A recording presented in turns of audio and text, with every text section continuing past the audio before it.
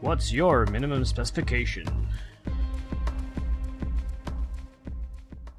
Actually, let's start with that. That's a good place to start, right? It's a lot of my audience at least, know you from your work at AMD on the Zen, the Skybridge platform, and now AMD's gaining market share with their product line, and you're off onto bigger and better things. But there's been a lot of confusion as to your exact role at AMD during that project. Some people believe you're integral in nailing down Zen, Zen 2, Zen 3 high level microarchitecture. Others believe you put people in place, signed off at high level, then focused on the ARM version, the Skybridge K12. So, can you give any clarity as to your role there? How deep you went with Zen versus K12, or your involvement in things like Infinity Fabric? Yeah, it's well, it was a complicated project, right? Because AMD, when I joined, they had Bulldozer and Jaguar, and they both had some charming features, but they weren't successful in the market, and the roadmaps weren't aggressive. They were falling behind Intel, and so that's not a good thing to do. If you're already behind, then you better be catching up, not falling behind. So I took the role. I was president of the CPU team, which I think when I joined was 500 people.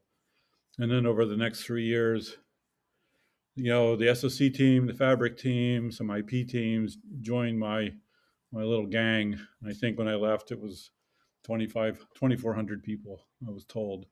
So I was a VP with, a staff, right? So I had senior directors reporting to me and senior fellows. And my staff was like 15 people.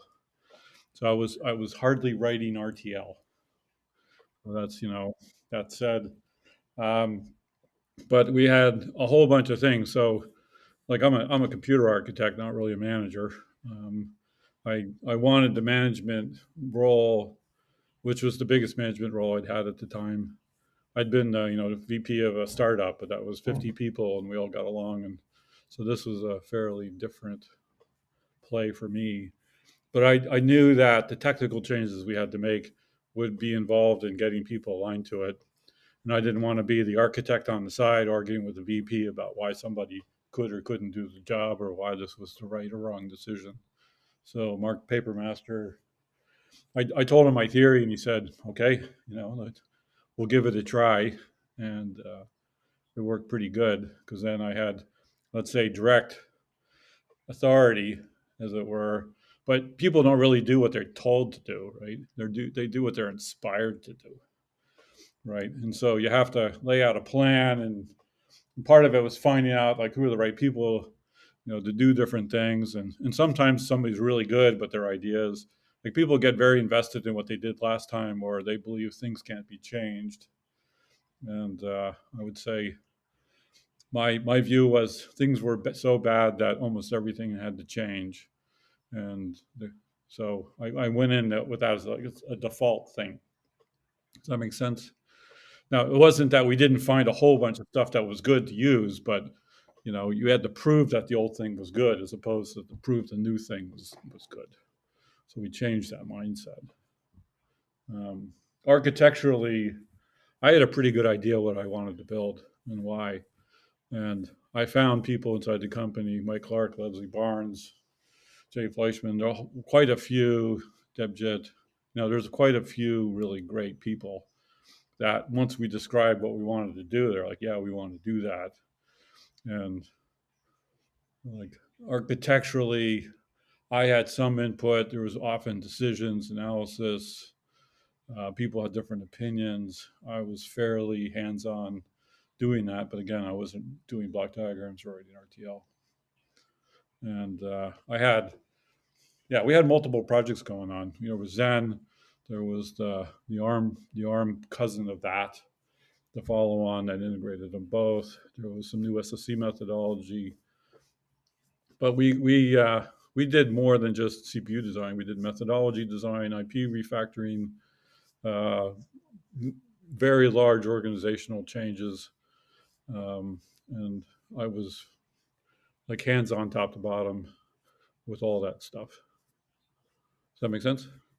Sure. It's a few people consider you the father of Zen. Do you think you ascribe to that that position, or should Uh, that go to somebody else? yeah, or one of the uncles. It's hard to say. Distant There relative. was a lot of really great people on Zen. So, and it was built. There was a methodology team that was worldwide. The SOC team was partly in Austin and partly in India. The floating point and cache was done in Colorado. The core execution front end was in Austin. The ARM front end was in Sunnyvale. We had good technical leaders. I was in daily communication for a while with Suzanne and Steve Hale, who kind of built the front end of the Zen core and the Colorado team. So, like, there was some really good people. Mike Clark's a great architect. Um, yeah, so we had a lot of fun. And success has a lot of authors, failures has one. So that was a success. So it's and then some other teams stepped up. We moved Excavator to the Boston team where they took over the finishing, the design, and the physical stuff. Harry Fair and his guys did a great job on that. So there was some fairly stressful organizational changes that we did going through that, and the team all came together. So yeah, I think it was there was a lot of camaraderie in it. So I won't claim to be I was the instigator and the chief nudge, but and part architect, part it's a transformational leader, and so it was fun. Was So everything that you did during a that couple time, funny has things that? happened during it. So, Sorry, go sorry, on. go ahead. No, there's a little bit of a lag between here and Yeah, whatever country you're it's. in right now. I was going to say, is everything that you worked on now out at AMD, or is there still kind of roadmap stuff still to come out? Do you think from the ideas that you helped propagate? Um, so when you build a new computer, and Zen was a new computer, there was already work underway on what they called SOC 15, which is the new fabric and bus. Um, you build in basically a roadmap, right? Yeah, So I was thinking about, what are we going to do for 5 years, like chip after chip, and we did this at Apple too. When we built the first big core at Apple, we built big bones, right? So you can't, when you make a computer faster, there's two ways to do it. You make the fundamental structure bigger, or you tweak features. And Zen had a big structure. And then there was obvious things to do for several generations to follow up. And they've been following through on that. So at some point you'll have to do another big, rewrite and change. I don't know if they've started that yet. What we had planned for architectural performance improvements were fairly large over a couple of years, and they seem to be doing a great job at executing to that. But yeah, I've been out of there Hmm. for a while, 4 or 5 years. yeah, So yeah. It's. I think they said that Zen 3, the last one that just came out, was a rewrite. So I think some people are thinking that that was still under your direction. yeah, it's hard to say.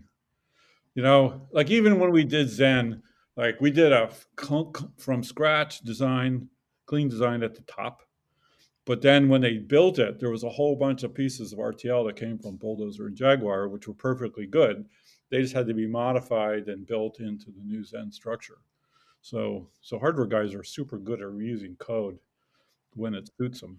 And so when they say they did a big rewrite, they probably took some pieces and re-architected them at the top. But when they built the code, it wouldn't surprise me if somewhere between 20 and 80% of the code was the same stuff or mildly modified. But that's pretty normal. The key is to get the structure right and then reuse code as needed, as opposed to taking something that's complicated and trying to tweak it to get somewhere. So if they did a rewrite, they probably meant they fixed the structure.